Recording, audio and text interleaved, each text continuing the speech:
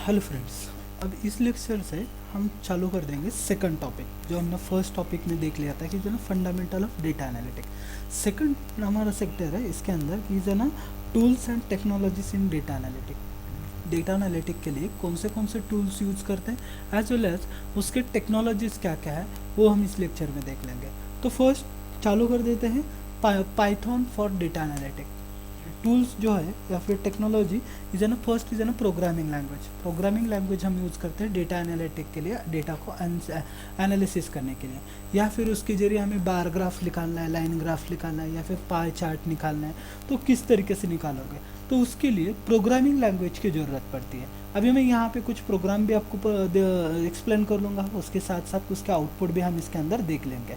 तो first getting start the Python for the data analytics. Python ही क्यों, तो Python is an powerful and variable language widely used in the data analytic due to the simplicity, visit vast library and the community supports है, उसके लिए हम उसको use करते हैं। कम्युनिटी में लाइब्रेरी, बहुत ज़्यादा लाइब्रेरी का यहाँ इसके अंदर सपोर्ट्स है, तो उसके लिए हम जो है पाइथन प्रोग्रामिंग का यूज़ करते हैं। तो first setup the Python analytic के लिए पहले सपोर्ट करना है, इंस्टॉल करना है।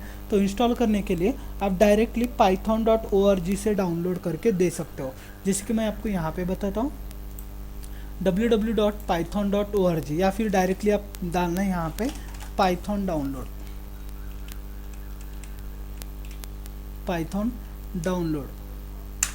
यहाँ से उसकी फर्स्ट साइट python.org ओपन हो जाएगी।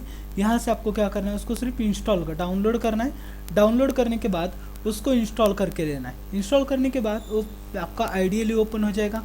इंस्टॉल का सेटअप यहाँ पे दिया है, downloading and installing the Python. आपको यहाँ पे दोनों भी ऐड करने में ऐड पाथ भी करना है और ऐड द एडिशनल पाथ भी ऐड करना है। दोनों भी ऐड करके इंस्टॉल नाउ के ऊपर क्लिक करना है।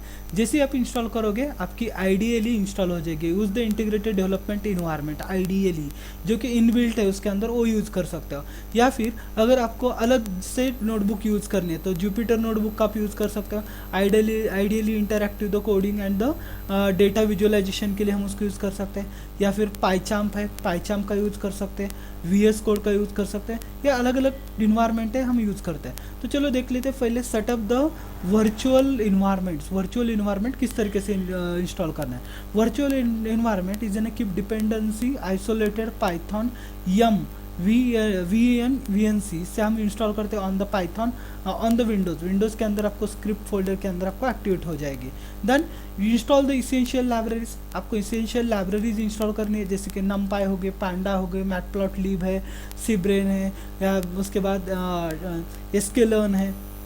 ये लाइब्रेरीज आपको इंस्टॉल करने हैं। तो लाइब्रेरी हम इंस्टॉल करेंगे using pip install and library name से हम यहाँ पे इंस्टॉल करते हैं। जैसे कि मैं यहाँ पे आपको एक बताता हूँ, CMD कमांड प्रॉम्प्ट को ओपन करना है आपको, using the run as administrator करना है। यहाँ पे आपको एंटर करना है pip इंस्टॉल मैटप्लॉटलिब।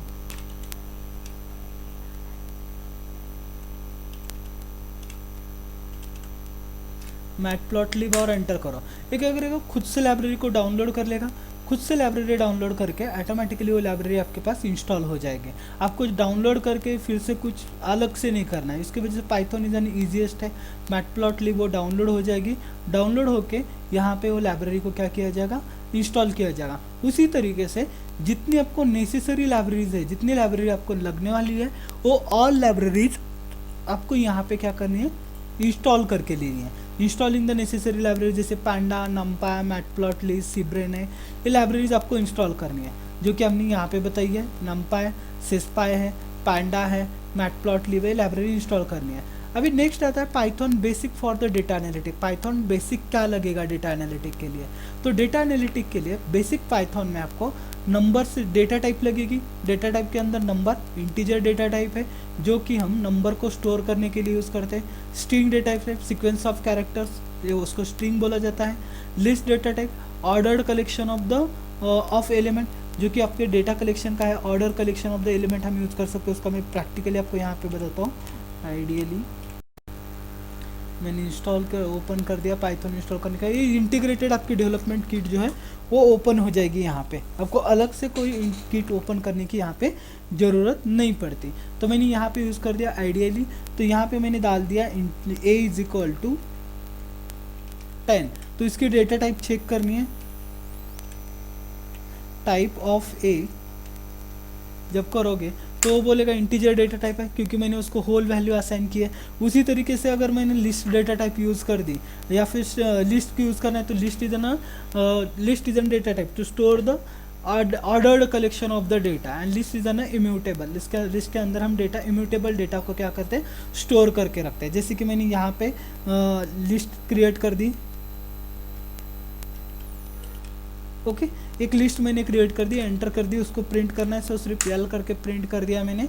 इसका टाइप चेक करना है मुझे, टाइप ऑफ यल का जो टाइप है वो टाइप मुझे क्या होना चाहिए, शो होना चाहिए। तो उसने मुझे क्या बता दिया, लिस्ट बता दिया। ऐसे कितने डेटा टाइप्स है आपके पाइथन के, तो पाइथन के आपके डेटा टाइप है लिस्ट है, स्ट्रिंग है, स्ट्रिंग के अंदर हम क्या करते हैं, सीक्वेंस ऑफ कैरेक्टर का स्टोर करते हैं। डिक्शनरी के अंदर की प्लस वैल्यू को हम क्या करते हैं, उसके अंदर स्टोर करके लेते हैं। जो भी हमारी की प्लस वैल्यू पेयर है उस की प्लस वैल्यू पेयर को क्या करना है, स्टोर करना है। तो ये क्या हो जाएगी, आपकी डिक्शनरी हो जाएगी। जैसे कि मैंने प्रिंट कर दिया माई अंडरस्कोर डिक्शनरी, माई अंडरस्कोर सॉरी DICT माई अंडरस्कोर डिक्शनरी, तो डिक्शनरी क्या हो जाएगी, प्रिंट हो जाएगी। अगर यहाँ पे मुझे उसको टाइप चेक करना है तो टाइप हम यहाँ पे चेक कर सकते हैं, my underscore dictionary, sorry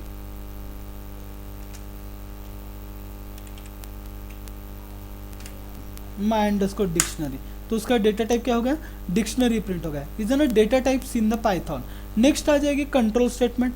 control statement इसके लिए जो भी हम प्रोग्राम्स यूज़ करने वाले हैं उस प्रोग्राम को कंट्रोल करना है, मीन्स कौन सी कंडीशन कब एग्जीक्यूट होने वाली है, कौन से कंडीशन में आपको प्रोग्राम करना है, वो आपको कहाँ पे यूज़ करना है, कंट्रोल स्टेटमेंट। कंट्रोल में कौन से रहती है, ब्रांचिंग कंट्रोल जिसके अंदर आपका डिसीजन मेकिंग कंट्रोल रहती है, जिसके अंदर आपका इफ एल्स इफ लैडर ये कंडीशंस हम यूज़ करते हैं डिसीजन मेकिंग के अंदर।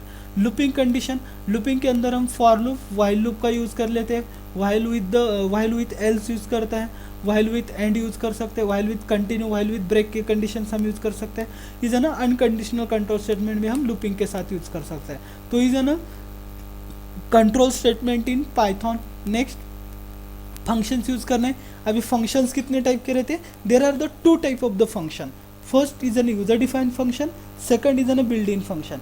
बिल्ड इन फंक्शन मीन्स ऐसे फंक्शन जो कि आपके प्रोग्रामिंग में ऑलरेडी है, जिसको आप ऑलरेडी यूज़ कर रहे हो, उसको क्या बोला जाएगा, इसको बिल्ड इन फंक्शंस बोला जाएगा। और दूसरे जो हम यूज़र क्रिएट करते हैं उसको बोला जाता है यूज़र डिफाइंड फंक्शन। लेकिन फंक्शन का मीनिंग क्या है, फंक्शन क्या वर्क है, definition. A function is an a group of code to perform the specific task. एक ग्रुप ऑफ कोड है जो कि पर्टिकुलर टास्क परफॉर्म करने हैं, वो पर्टिकुलर टास्क परफॉर्म करने के लिए हम यूज़ करते हैं फंक्शंस का। ऐसे दो टाइप के फंक्शन, यूज़र डिफाइंड फंक्शन और बिल्ड इन फंक्शन, ये दो टाइप के आपके उसके अंदर फंक्शंस रहते हैं। जिसको डिक्लेयर कैसे किया जाता है, कीवर्ड यूज़ कर लो, DEF number add numbers. Add numbers का मैंने फंक्शन डिक्लेयर कर दिया, इंडेंटेशन यूज़ कर दिया, रिटर्न ये प्लस बी कर दिया और प्रिंट कर दिया मैंने उसको नंबर को 3 और 4 को। जो इसका आउटपुट है वो आउटपुट क्या हो जाएगा, मुझे यहाँ पे शो किया जाएगा। जो भी आउटपुट रहेगा आउटपुट मेरा यहाँ पे शो किया जाएगा। ओके सॉरी, मैं यहाँ से फिर से एक बार रिपीट करता हूँ। रिटर्न ए प्लस बी, यहाँ पे प्रिंट करना है मुझे और एंटर कर देना है। जैसे मैंने वैल्यू को प्रिंट कर दिया, उसका जो भी रहेगा आउटपुट, वो आउटपुट मेरा क्या होगा, प्रिंट हो जाएगा।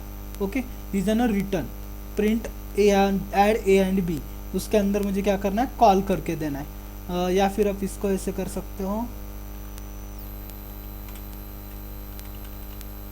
नेक्स्ट आ जाओ, यहाँ पे मुझे प्रिंट करना है, रिटर्न ए और बी करने के बाद प्रिंट इधर आ जाएगा मेरा, print in bracket add number, उसके नंबर फंक्शन को कॉल किया, नंबर्स कॉल नाम का, और उसके बाद मैंने उसको यूज़ कर दिया यहाँ पे प्रिंट।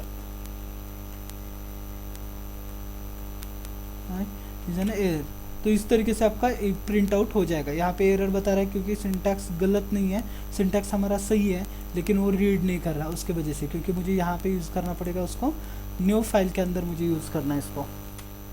ओके, न्यू फाइल के अंदर हम इसको यूज़ कर लेते हैं। इंडेंटेशन के अंदर मैंने रिटर्न डाल दिया।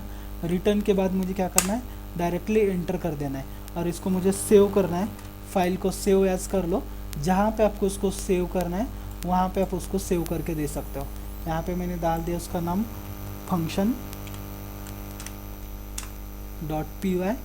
रन हो गया मेरा प्रोग्राम, रन कर दिया। यहाँ पे मेरा आउटपुट आ गया दोनों का एडिशन, जो भी मुझे एडिशन करना है वो, क्योंकि फंक्शन के अंदर हमने क्या कर दिया, पर्टिकुलर टास्क मैंने परफॉर्म कर दी।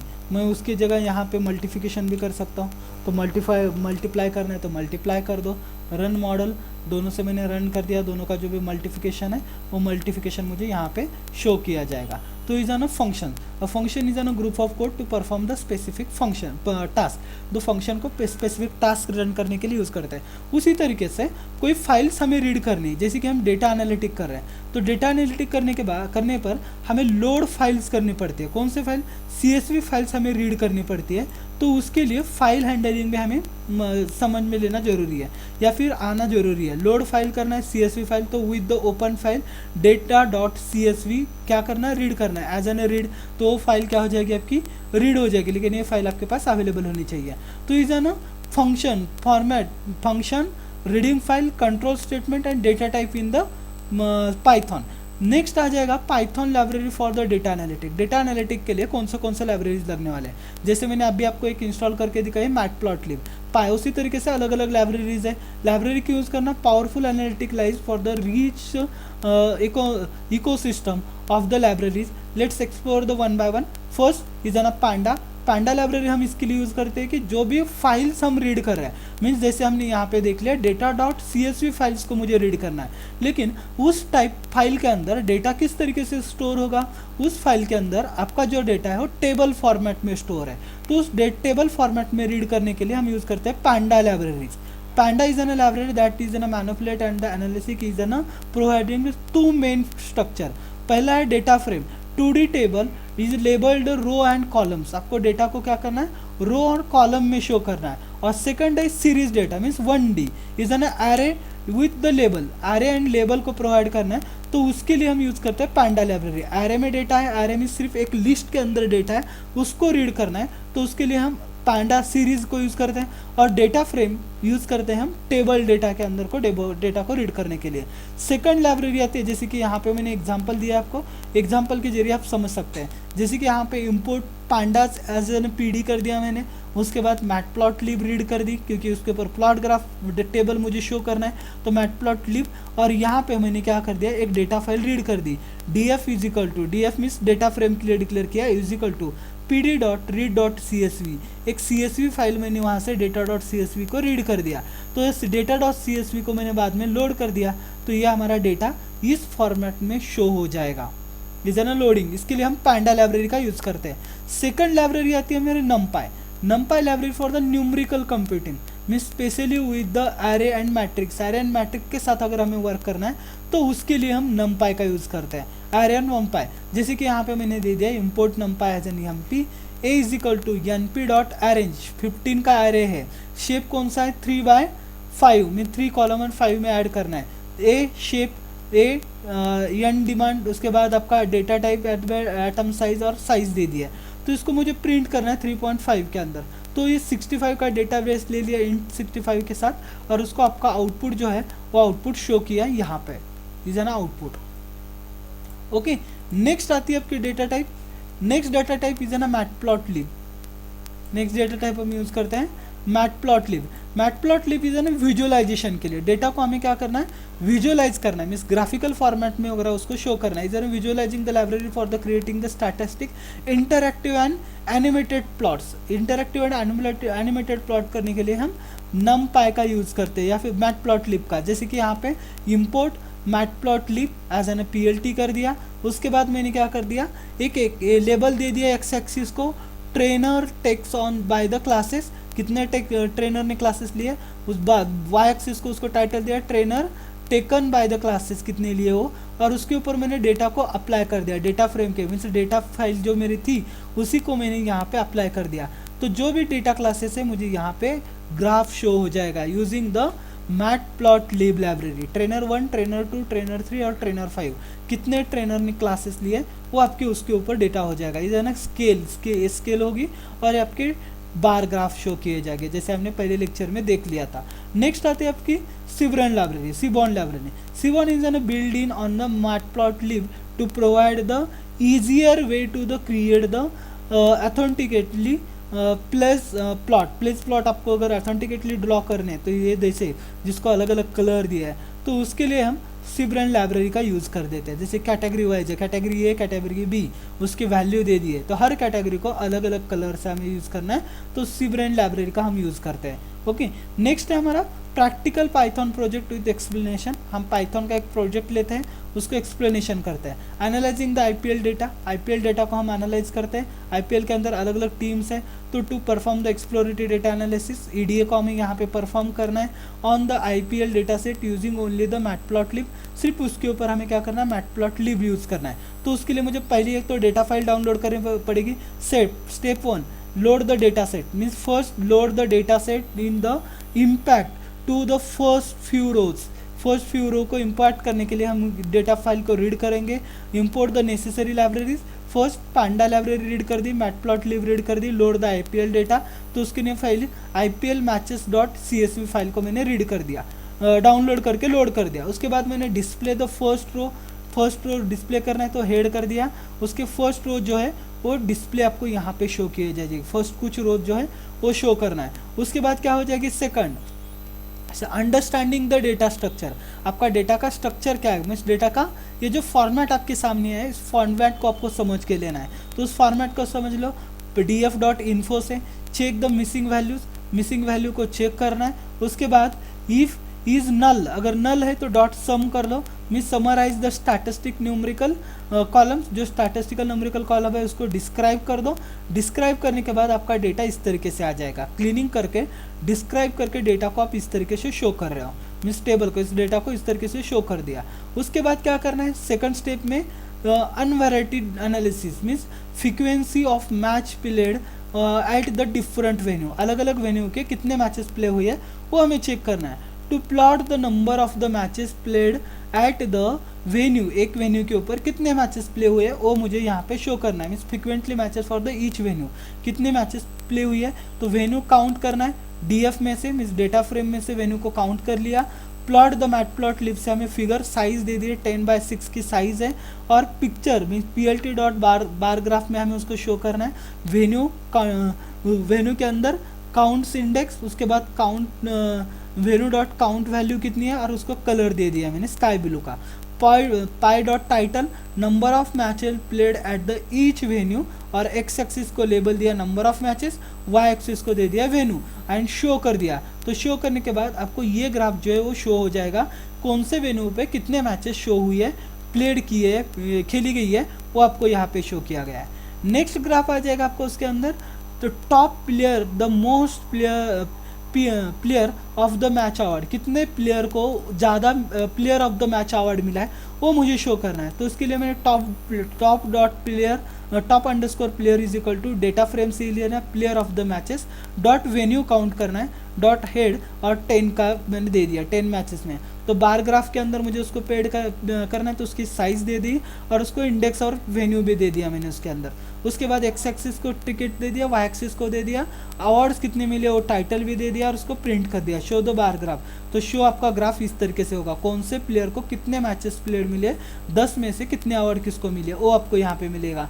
डिस्क्राइब द, उसके बाद describe the wins in the by the run, कितने रन से मैच जीता गया है वो आपको उसके अंदर आपको एनालिसिस करना है। तो यहाँ पे हम यूज़ करते हैं उसको हिस्टोग्राम के जरिए।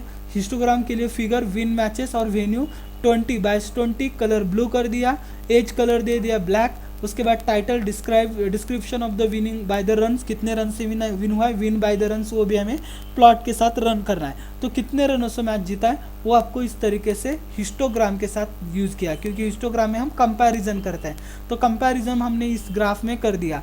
नेक्स्ट स्टेप 3 इज ना बायवेरिएट एनालिसिस। बायवेरिएट एनालिसिस में क्या होता है, wins the team performance, team का परफॉर्मेंस क्या है विनिंग में, वो हमें निकालना है।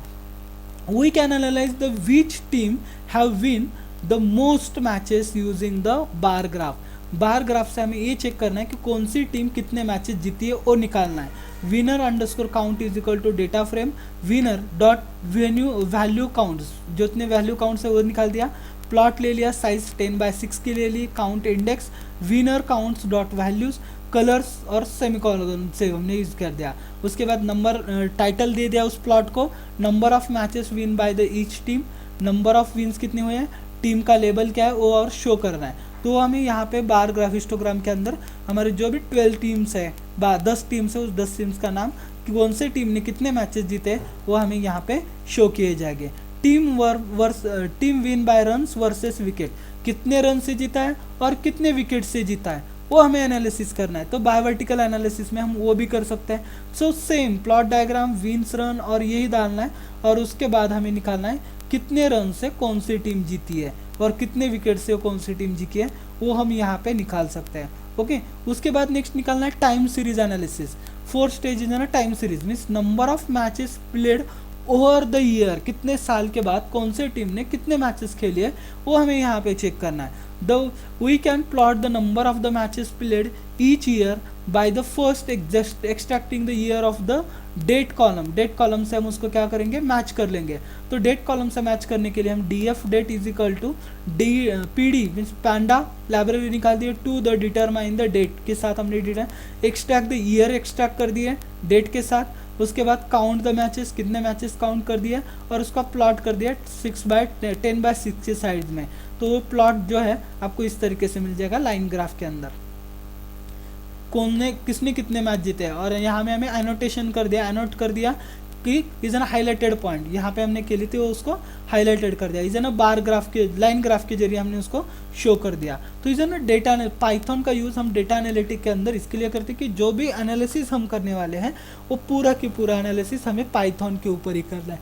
तो इज ना first technology using the Python programming. Next lecture में हम नेक्स्ट टॉपिक डिस्कस कर लेंगे।